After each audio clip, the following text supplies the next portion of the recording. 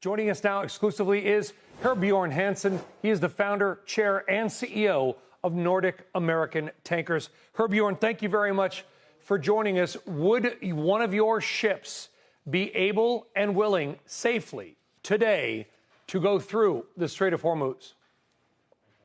Let me make this comment. Safety of the crew is the main concern. And in my judgment, there is no question the Strait of Hormuz will be opened. Will it take a few days? Will it take a week? Or maximum a month? And we feel very, very good about it because there is so much pressure building now that the Hormuz simply have to be opened.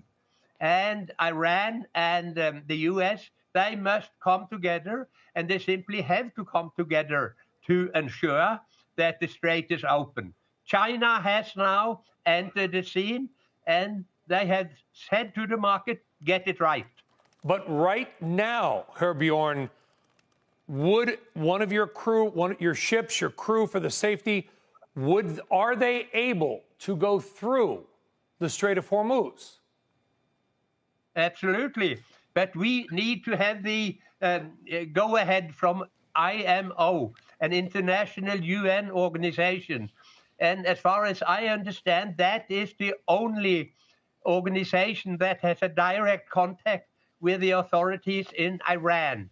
And if IMO, the UN organization, say yes, then we can go ahead and transit the Hormuz. And we have ships, as you say, all around the world. And this question is not a big question commercially for us. It is a big question related to the safety of the crew. But in my judgment, there is no question Hormuz will be opened sooner than later. And I have predicted that.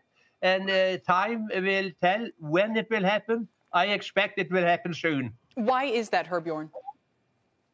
Because the two parties, they simply have to find an agreement, because the international pressure is so tough from all over the world that they cannot keep it locked. When you think about that, 20% of all the oil in the world is passing through the Strait of Hormuz.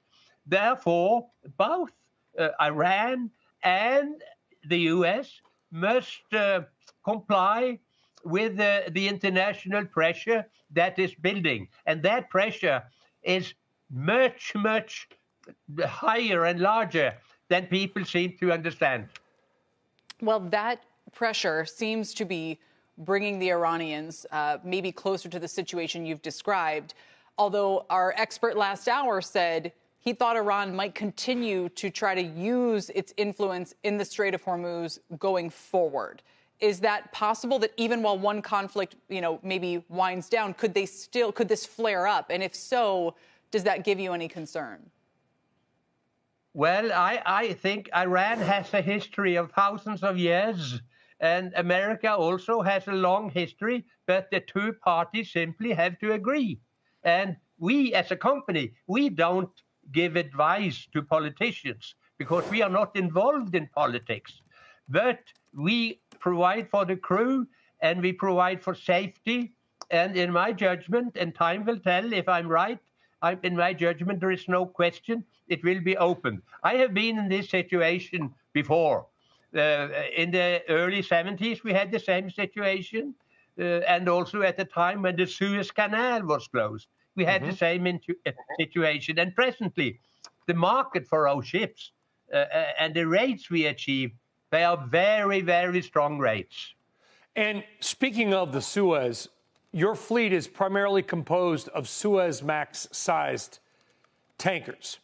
So Suezmax only that. So how much of your business has transformed in the last month, Herbjorn, to the Red Sea and the new Saudi loading port of Yanbu? Do you still need the Strait of Hormuz like you used to 1 month ago? I think the answer to your question is yes. Hormuz is an extremely important part. It is an international waterway, and in an international waterway, the rules must be for all waterways, and there is no jurisdictional possibility that the Strait of Hormuz can be closed. But in these circumstances, I fully appreciate that that the parties agree. But in my judgment, there is no question that Iran and America, they will have to comply, and they will be subdued through the international pressure, which is now mounting, and which I see all over the place.